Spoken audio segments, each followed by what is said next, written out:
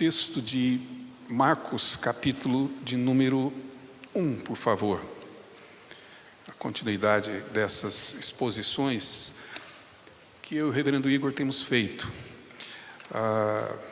Já desde o início, nós entramos numa espécie de acordo, em que, à medida que eu estou expondo Marcos, o reverendo Igor tem exposto textos do Antigo Testamento que estão relacionados exatamente com o conteúdo que temos de Marcos. Existem algumas razões para isso.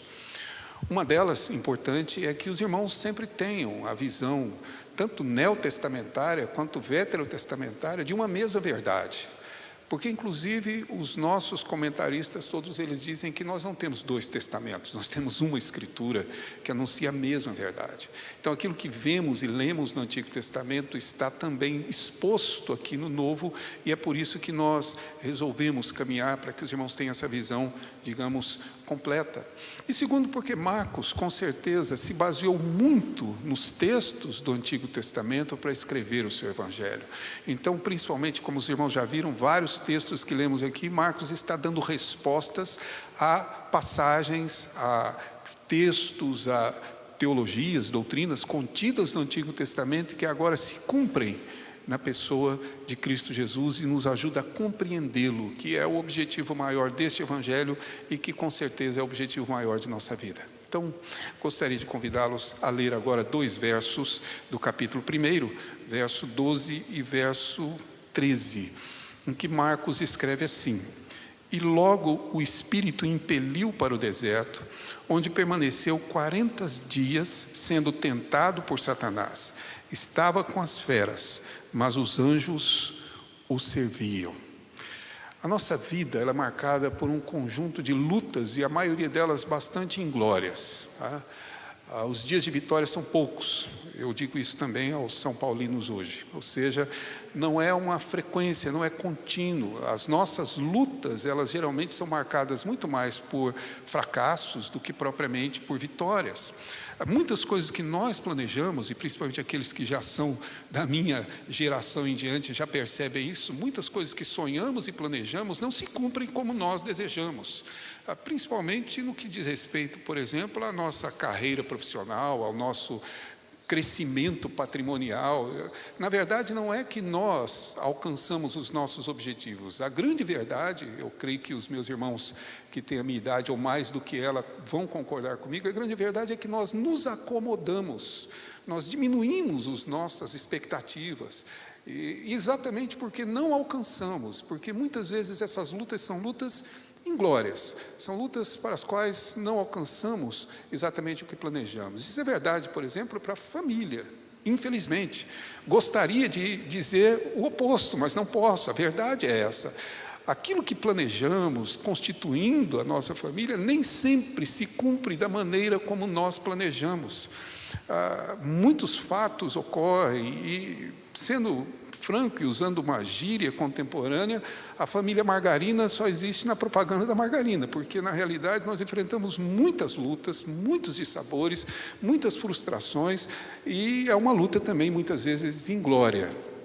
Uma outra que hoje é bastante comum é esse desafio que enfrentamos frente a enfermidades. Eu creio que poucas coisas demonstram tanta impotência, quanto a incapacidade, quanto a fragilidade que nós temos quanto a enfermidade. Quando você percebe que você não tem poder, que não depende da sua vontade, não depende do que você faz, você depende de um organismo, que é o seu corpo, que nem sempre responde a tudo aquilo que é necessário, ou seja, vai nos trazendo esse sabor de lutas, que muitas vezes são perdidas e não vencidas. Mas nenhuma dessas lutas, nenhuma delas é maior do que a luta que eu e você enfrentamos ao longo de toda a nossa história, desde o nosso nascimento até o nosso falecimento, que é a luta contra o pecado. Essa é uma luta inglória. E se você for honesto com você mesmo, e eu espero que seja, você é capaz de testemunhar que, ao longo de sua história, são muito mais derrotas do que vitórias. A impressão que temos é que somos vencidos o tempo todo por uma luta imensa contra o pecado. talvez o nosso maior inimigo, não o último. O último, diz a Escritura, segundo Paulo, é a morte. Mas lembre-se, a morte é o salário do pecado, portanto é consequência do pecado. Então o pecado é a causa, inclusive, da morte. Então é uma luta contra um inimigo que nos persegue o tempo todo. Nós não somos o que gostaríamos de ser. Se há alguém decepcionado comigo, sou eu mesmo. Repetidamente, eu olho para mim e reconheço que estou muito longe de ser aquilo que, na verdade, eu mesmo desejava ser. Não estou nem mencionando o que Deus deseja que eu seja, mas o que eu gostaria de ser, estou muito distante disso. E é uma luta constante. É uma luta que muitas vezes nos conduz a esse sentimento. Pois o campo de batalha do pecado é a tentação. É ali que a batalha é travada. Quando o pecado surge, a batalha já foi perdida. O campo de batalha nossa contra o pecado é exatamente o momento da tentação. E isso, de certa forma, deve e precisa estar claro para nós. Por isso essa passagem que lemos é tão importante. Passagem que trata da tentação, não somente da nossa, mas particularmente, especialmente de Cristo, mas que tem uma relação muito clara conosco. Por isso é que eu chamo a atenção de vocês para uma leitura um pouco mais detida. Não é suficiente saber que Cristo foi tentado. A grande verdade que está contida nesse texto é saber por que Cristo padeceu a tentação. Isso é fundamental. E é isso que às vezes a nossa leitura superficial da Escritura tira de nós. A gente olha para o texto e não percebe exatamente aquilo que o autor e que Deus, por meio dele, quer nos revelar. Deus não queria apenas que eu e você soubéssemos que Cristo passou por uma tentação. O que Deus está nos ensinando aqui, e que é importante, é que nós precisamos compreender por que, de fato, ele padeceu essa tentação. Uma das razões é óbvia, vocês viram, Marcos está nos dando os sinais, de fato, de que Cristo é o Messias, verso 1 do capítulo 1, e o Filho de Deus. E essas evidências estão mostradas aqui, basicamente no que os autores chamam de período preparatório, que envolvem 3 eventos. O primeiro evento, o testemunho profético de João Batista, anunciando e falando de Jesus, e, portanto, aqui é o caráter profético desse anúncio que é um sinal de que ele é o Messias. João Batista, como profeta, indicando, eis aí o Cordeiro. É essa a perspectiva. Mas, além desse sinal, o próprio batismo ao qual Jesus se submeteu, e que já observamos, e que há um testemunho de Deus dizendo, eis o meu Filho amado, em quem me comprazo. Se nós pudéssemos traduzir isso de alguma outra forma, aliás, tem um autor chamado Gerhard Voss, ele traduz exatamente assim, lê assim essa passagem, nós estamos diante de um tríplice testemunho, um testemunho humano, profético de João, dizendo, ele é o Messias. Um testemunho divino, no qual o próprio Deus abre os céus e diz, eis o meu Filho amado, ele é o Messias. E agora o próprio diabo, ao tentar Jesus, Satanás, ao tentar Jesus Cristo, ele já está testemunhando que ele é o Messias.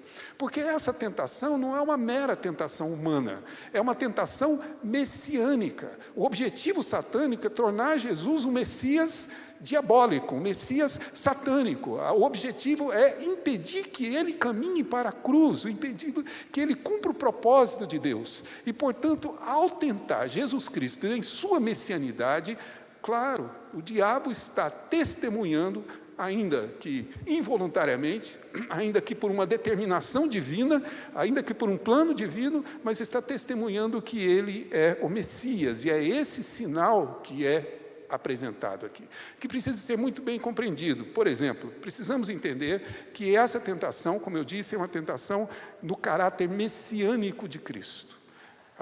Marcos não narra assim, mas os demais evangelistas complementam, dizendo que a palavra do diabo ao tentar é, se tu és filho de Deus.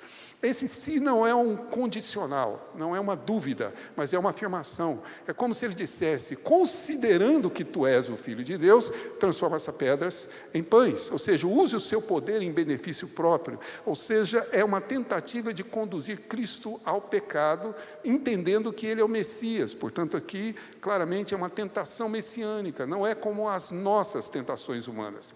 Segundo, lembre-se, Tiago vai nos ensinar que a tentação humana nasce de dentro de nós. Há uma cobiça humana, há uma corrupção humana que induz a tentação.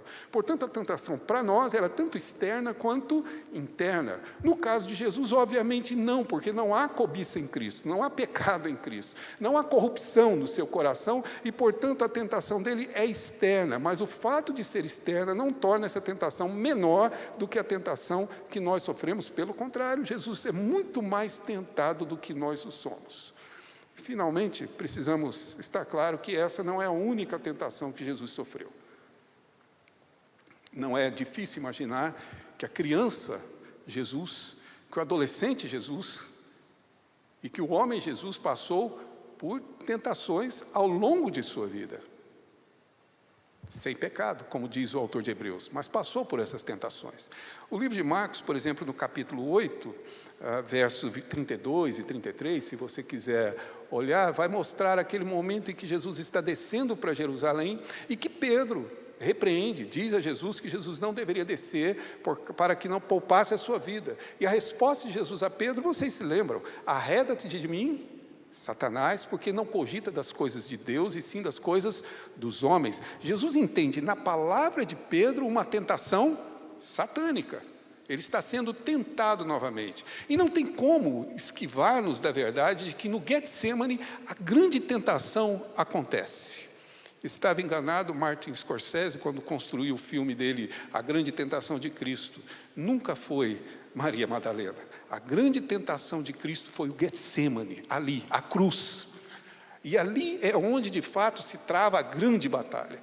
Portanto, Jesus é tentado diversas vezes. Esta tentação, então, é narrada, e volto agora novamente, por quê? Com qual intenção? Com qual objetivo? Se Jesus teve outras tentações, por que esta é tão específica? Porque ela nos revela algumas verdades sobre Ele, que muitas vezes nos esquecemos, e verdade sobre Jesus é sempre uma verdade sobre nós, que costumamos ignorar. Quais são essas verdades? A primeira verdade que revela, obviamente, é que Jesus foi conduzido ao deserto pela vontade de Deus. Ou, se eu puder traduzir, a tentação que nós lemos aqui, e que é narrada, não é fruto de um plano diabólico, não é fruto de uma oportunidade, de uma ocasião. Jesus não foi passar alguns dias no deserto e Satanás viu ali uma oportunidade de. O texto é claro, se você está com a sua Bíblia aberta em Marcos 1, logo, ou seja, imediatamente após, é isso, a mesma palavra que acontece no texto anterior, imediatamente após, o Espírito Santo o impeliu, o conduziu, o levou para o deserto, o levou com esse propósito, ele foi levado para ser tentado. A tentação faz parte do propósito divino, do plano salvífico de Deus, do plano redentivo dele. Jesus precisa passar pela tentação, porque ao passar por essa tentação, ele cumpre exatamente o seu papel salvífico. Ou, se eu puder dizer de outra forma, nós precisávamos, eu e você, que Cristo fosse tentado, para que eu e você pudéssemos ser redimidos, pudéssemos ser salvos. Faz parte do plano de Deus. Por isso o Espírito impele, o conduz, o leva até lá. A ênfase aqui é óbvia na ação do Espírito. O Espírito que desceu sobre ele, o Espírito que depois seria derramado sobre os seus discípulos por meio de Jesus, é o mesmo Espírito que agora conduz o próprio Jesus ao deserto com o propósito de ser tentado. E o que nos leva claramente a duas conclusões que eu espero você consiga chegar comigo. Primeiro, que o plano de Deus é infalível. Deus não tem plano B. O plano de Deus é perfeito. E o que Ele planejou fazer para a salvação do seu povo, para o resgate do seu povo, Ele o fez. O diabo pode ter todas as suas artimanhas e achar, inclusive, que em algumas delas esteja fazendo a sua própria vontade. Mas o diabo, ao fazer exatamente o que ele pretende, ao agir exatamente dentro da sua completa malignidade, por fim, cumpre a vontade de um Deus soberano, porque ele está sob o domínio de Deus. O que esse verso nos mostra é que nada foge ao controle de Deus, nada foge ao domínio dele. Jesus não foi tentado de surpresa como se Deus não soubesse. Jesus foi levado ao deserto pelo Espírito para que pudesse passar e enfrentar essa tentação, nesse conflito, como eu disse, nessa batalha que acontece no deserto. Segunda conclusão, que eu creio esse texto nos ajuda nessa frase, é que só Ele, Jesus, cumpre cabalmente e obedece plenamente à vontade de Deus. Se submete absolutamente. Quando Paulo diz que ele foi obediente até a morte, Paulo não estava dizendo que ele foi obediente apenas na morte, está dizendo que ele foi obediente de maneira perfeita. Todo o plano de Deus, tudo que Deus planejou para o Filho cumpriu. Já começamos a entender por que é tão importante ele passar por essas tentações, para que Jesus, sim, não somente morra por nós, mas uma frase que poucos dizemos, mas para que Jesus viva por nós. Porque o que nos salva não é apenas a sua morte, mas a sua vida. Ele precisa viver aquilo que eu e você somos incompetentes e incapazes. E é exatamente isto que, na realidade, a frase nos mostra. Mas não somente ele foi impelido, se você puder observar, diz o texto que ele foi levado ao deserto, conduzido ao deserto, onde permaneceu 40 dias sendo tentado por Satanás. E aqui, claro, nós temos uma figura de linguagem muito importante para a tradição judaica, que são esses 40 dias. Vocês sabem, há uma linha judaica extremamente mística, né, que inclusive que terminou gerando a chamada Cabalá, ou Cabala, como se fala muito abrasileiradamente, que é essa questão meio mística do judaísmo e dos seus simbolismos. Mas a Escritura não, a Escritura não é mística, ela tem bastante símbolos com os números. Número 12, número 3, sempre aparece número 7, sempre aparecem como símbolos. E 40 é sempre uma referência. Dois eventos sempre viriam à mente dos judeus ao ouvirem, ao lerem o texto de Marcos e identificarem aqui a ideia de que Jesus ficou no deserto por 40 dias. Isso voltaria e traria às suas mentes, com certeza, dois eventos. O primeiro deles está registrado em Deuteronômio capítulo 29, verso 5, quando, na realidade, o povo de Israel sempre trazia como referência o fato de que depois de ter caminhado 40 dias e não terem entrado no deserto, eles passaram a caminhar 40 anos para que pudessem entrar na terra prometida. Essa é uma figura clara lá de Deuteronômio que para o israelita está claro. Jesus foi levado para o mesmo, digamos, deserto, a ideia do deserto, como o povo de Israel estava, e ali Jesus foi submetido às tentações por 40 dias. E isso, claro, tem uma implicação grande no sentido daquilo que o autor procura nos mostrar, ou seja, o mesmo Deus que, capítulo 29 de Deuteronômio, conduziu o povo por 40 dias no deserto, é o mesmo Deus que agora conduz ou impele Jesus para ser tentado durante 40 dias. Claro, é uma referência aos 40 anos que vimos lá. Ou seja, quando falamos disso, está aqui claramente uma comparação que existe entre Jesus e o povo de Israel. Dois, digamos, seres, ou seja, o povo e, obviamente, Jesus, que foram conduzidos, tentados durante esses 40 anos, com alguma diferença. O povo de Israel, diz o texto de Deuteronômio, não faltavam comida e suas roupas não se desgastavam durante esses 40 anos. E receberam maná todos os dias, exceto um, e exatamente naquele dia em que eles colhiam o maná, antes do Shabat, do judeu, eles, na verdade, poderiam usufruir, ou seja, esse maná não se estragava para que eles pudessem não exercer serviço ou trabalho de colheita naquele sábado. Durante 40 anos, sustentados por Deus. E aqui está Jesus durante 40 dias, sem alimentar-se, jejuando para enfrentar exatamente essa grande batalha.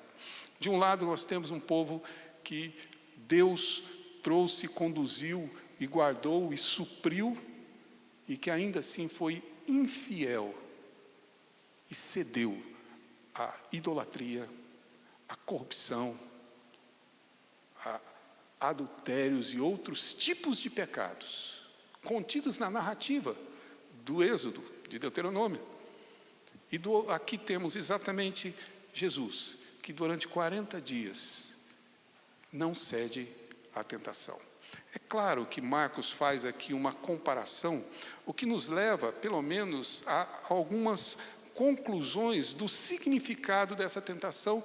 Eu gostaria de, pelo menos, tentar entender com vocês aqui esses 3 aspectos que são essenciais.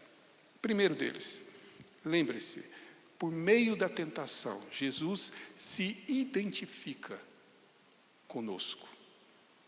Ele se torna como nós somos, seres tentados. É isso que diz o autor de Hebreus. A diferença é que Jesus não peca, mas é isso que ele diz. Se você tem o cuidado, e teve o cuidado de ler o que lemos em Hebreus, pode ser no capítulo 13, ou pode ser no capítulo 4 mesmo, onde ele faz essa comparação também com Israel, você vai perceber que o texto diz que temos um sumo sacerdote que pode se compadecer de nossas fraquezas. Por quê? Porque ele foi tentado. Jesus sabe exatamente o que eu e você passamos. Jesus conhece exatamente a natureza do pecado que existe em nós. Quando eu e você estamos no campo de batalha, enfrentando a tentação, Ele sabe, e Ele se compadece. E é por isso que o texto de Hebreus diz que nós devemos nos achegar ao seu trono, para realmente vencermos essa batalha.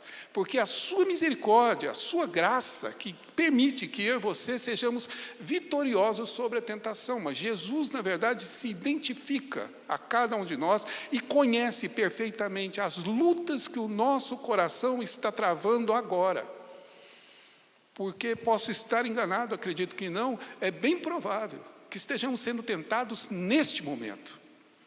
Que estejamos sendo tentados exatamente no momento em que estamos prestando culto a Deus.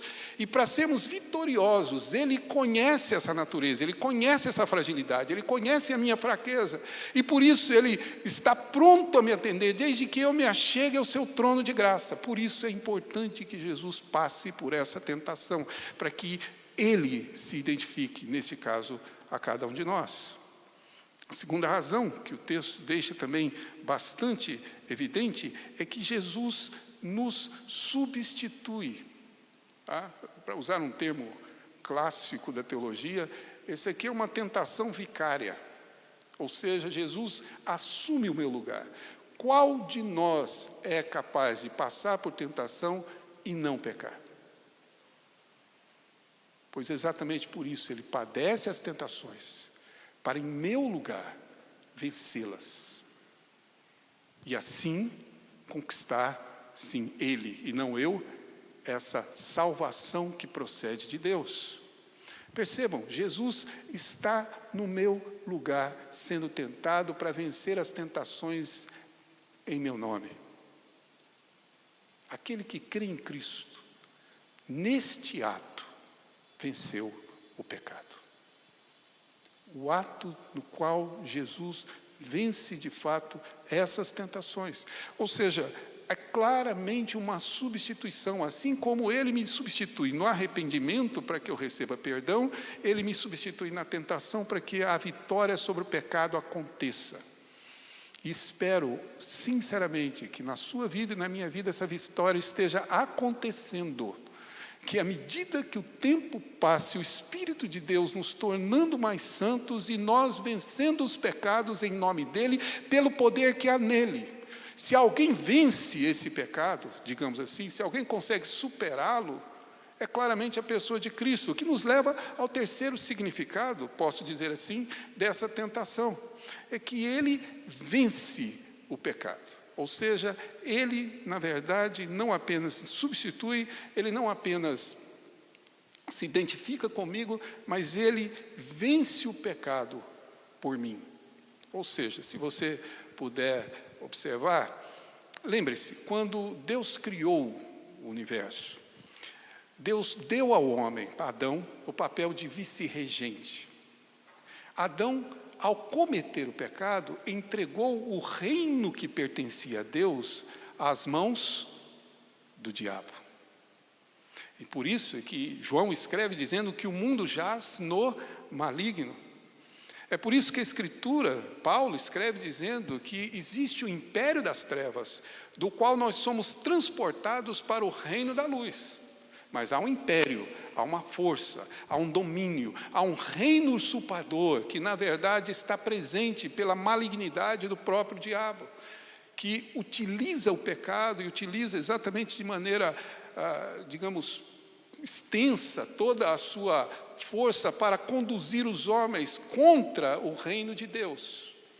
Pois bem, esse reino foi prometido, como vimos domingo passado, ao herdeiro de Davi.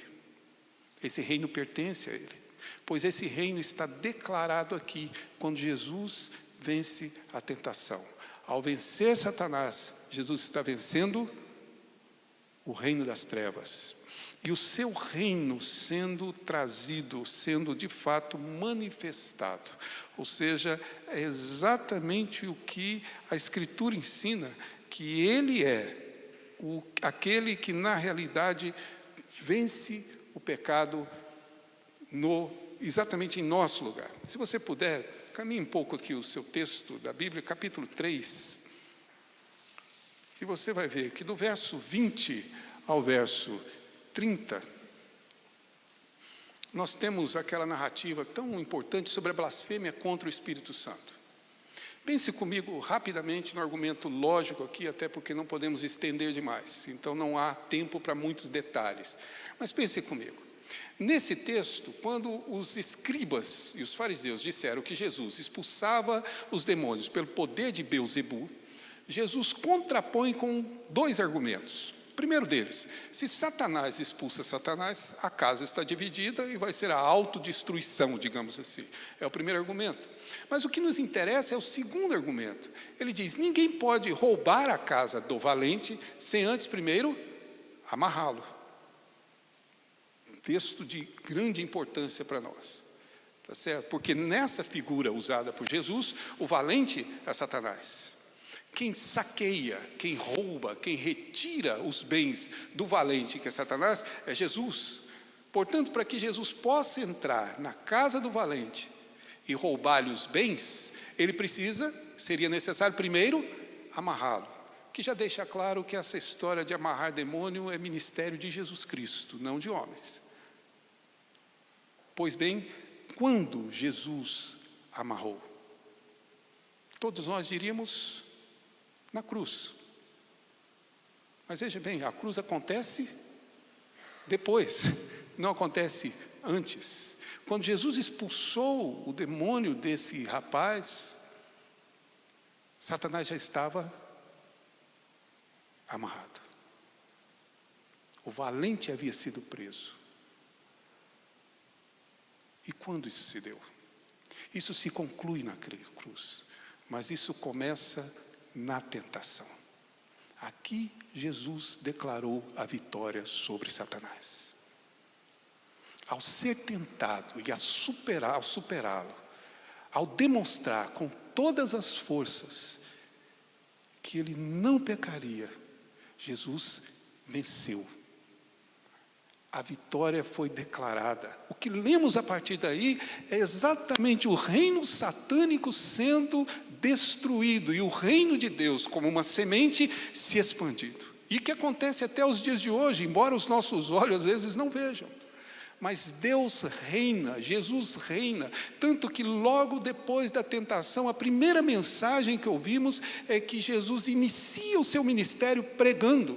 E se você olhar exatamente no verso seguinte, verso 14, a pregação de Jesus é, verso 14, verso 15, é chegado a vós o reino de Deus. O reino chegou porque ele declarou e demonstrou sua vitória sobre Satanás. O que a tentação nos revela? Nos revela que Cristo é sim vitorioso. A guerra está vencida. A batalha está declaradamente vencida. Ele é vitorioso. E nele nós vencemos. Talvez aqui esteja, quem sabe, um dos nossos grandes problemas na tentação. Certo? Se me permite dizer, nós temos uma insistência de confiar em nós mesmos. A gente quer vencer o pecado por nossas forças. Pode me corrigir, só não precisa ser agora, pode ser ali na porta depois, mas em geral o que eu e você fazemos? Eu acho que a minha moral é capaz de vencer pecados. Eu penso que a minha força de vontade é suficiente. Aí eu oro, peço perdão a Deus, confesso o meu pecado e saio daqui decidido a não cometer esse pecado, mas eu saio daqui confiando em quem? Em mim, confiando na minha sinceridade, confiando na minha fé, digamos assim, confiando exatamente em mim e não naquele que pode vencer o pecado. Não há outra maneira na qual eu e você podemos vencer o pecado que tenazmente nos assedia, senão por meio da confiança e do poder que vem de Cristo. Ele venceu o pecado, não nós. É nele que vencemos. É por meio dele que eu e você agora podemos sim vencer os pecados que nos assediam. Podemos sim ser pessoas melhores. Podemos sim aprofundar ou caminhar nessa santidade de tal maneira que amanhã eu consiga ser mais santo do que eu sou hoje. Um homem melhor, uma pessoa mais honesta, uma pessoa mais dedicada e mais amorosa a Deus. Mas isso é possível porque ele venceu a tentação. Porque no campo de batalha estava ele e não eu. Não sei se vocês gostam de filmes, né? Eu particularmente gosto, e um deles que me chamou a atenção, porque eu já havia lido toda a coleção quando o filme foi lançado, foi exatamente a série Nárnia dos livros de C.S. Lewis, que descreve nos livros e no filme, de maneira figurada, as realidades que estamos falando aqui. Se você ler, você vai encontrar o Evangelho naquele filme. E há uma cena que, para mim, ela é, digamos assim, cristalina. Quando, na realidade, há uma grande batalha, no primeiro filme, Leão, a Feiticeira e o Guarda-Roupa, quando há uma grande batalha, e nessa batalha, os inimigos de Deus estão quase destruindo exatamente aqueles que lutam em nome de Deus. E o leão, que é obviamente a figura de Jesus Cristo, Aslan, havia sido morto sobre o altar. Se quem assistiu o filme deve se lembrar. Mas ele ressuscita. E ele vem com Lúcia, exatamente caminhando ou correndo para a batalha. E há uma cena em que aqueles monstros e aqueles poderes e aqueles seres mais malignos possíveis vêm caminhando, e do lado de cá na ponte está exatamente aquela menina, a Lúcia, para enfrentá-los numa batalha. E quando eles param na ponta da ponte, Lúcia tira de trás o pequeno punhal que Aslan havia lhe dado. Uma menina com uma pequena faca contra um exército. Os demônios e os malignos riem, mas quando eles começam a caminhada na ponte, aparece Aslan, e com um rugido destrói a todos. Se você não assistiu, assista. Aquela cena é descrevendo como o nosso rei venceu e vencerá todas as batalhas em nosso nome. E esta é uma delas. Quem vence a minha tentação é Jesus Cristo. Se eu confiar nele, se eu me achegar ao seu trono de graça. Mas Marcos tem um detalhe que os outros evangelistas quase não narram. Ele acrescenta mais uma verdade no capítulo 1 dessa tentação. Ele diz, no verso 13, que ele estava com as feras, para demonstrar a maneira como Jesus estava exposto a todos os tipos contrários e toda a condição inóspita em que ele se encontrava. Mas acrescenta, estava com as feras, mas os anjos o serviam. Porque essa é a única atitude que de fato podemos ter, nós e os anjos, diante desse Deus. Servi-lo. Porque Ele é o Rei. Ou se eu puder concluir, veja bem, como o texto é razoavelmente claro. Há muitas batalhas na vida, e elas estão sendo travadas, todas elas. Mas a grande batalha acontece no meu coração, dentro da minha alma.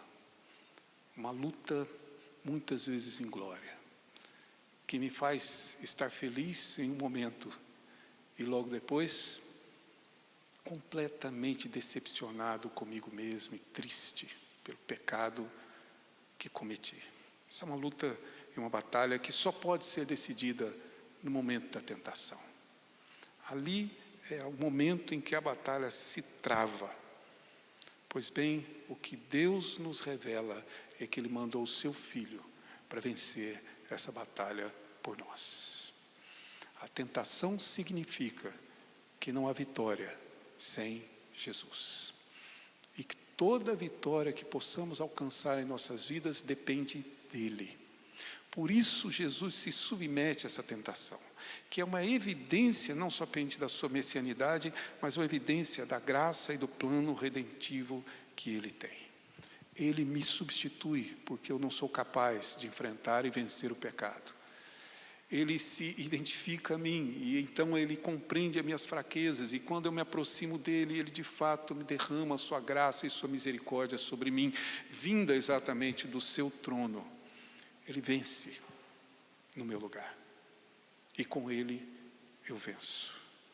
É por isso que Paulo pôde escrever e dizer: somos mais que vencedores por meio daquele que nos amou.